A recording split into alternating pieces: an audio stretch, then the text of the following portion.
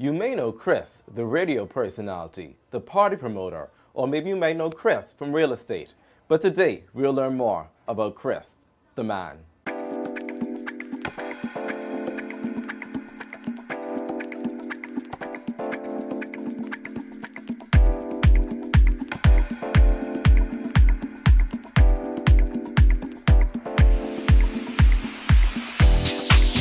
So Chris, tell me, how did you go from being a lover of music to one of the top radio personalities in the Bahamas?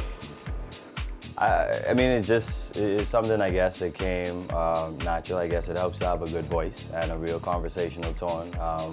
This kind of just happened, you know. I made a friend in Randy C, or an acquaintance rather, in Randy C while I was actually doing television.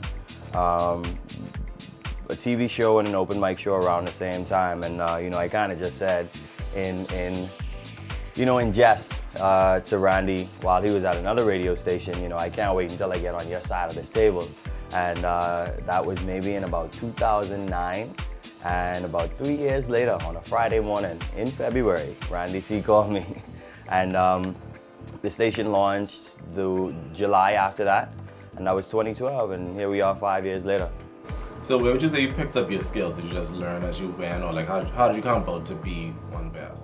Well, I'll be completely honest with you.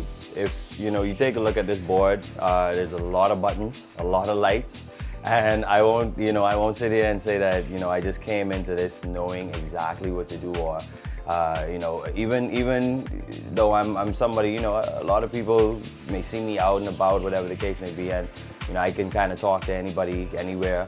But this was a different breed. Like, this was a totally different situation, because some days you come in, you're not really up to it, you're not really feeling like it.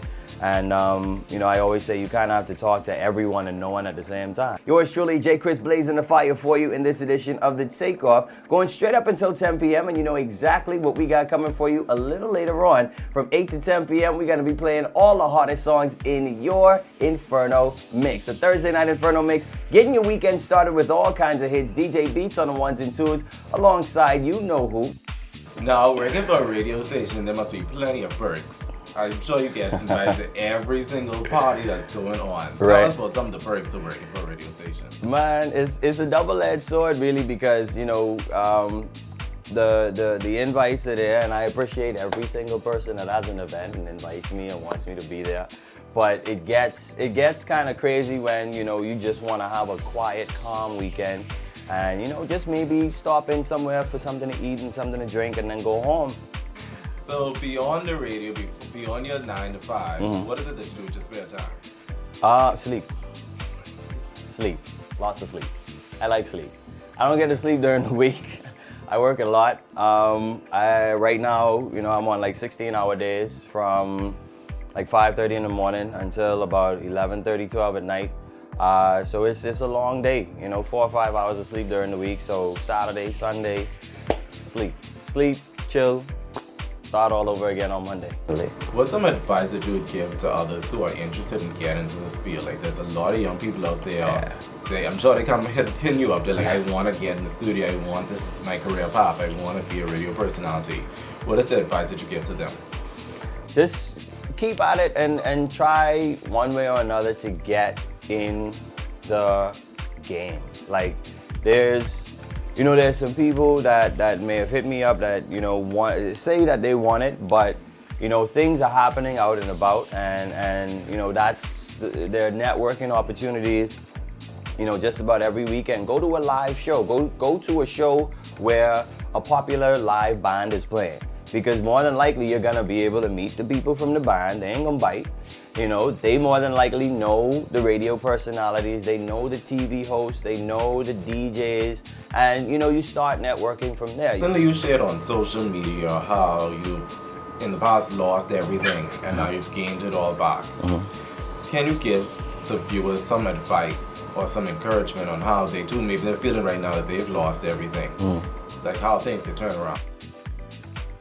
One thing I always try to tell people, or people that I come into contact with that, I'm able to sort of have these like heart-to-heart conversations with, is that a lot of times we allow like negative thoughts we give it a lot of energy. Try your best to stay positive.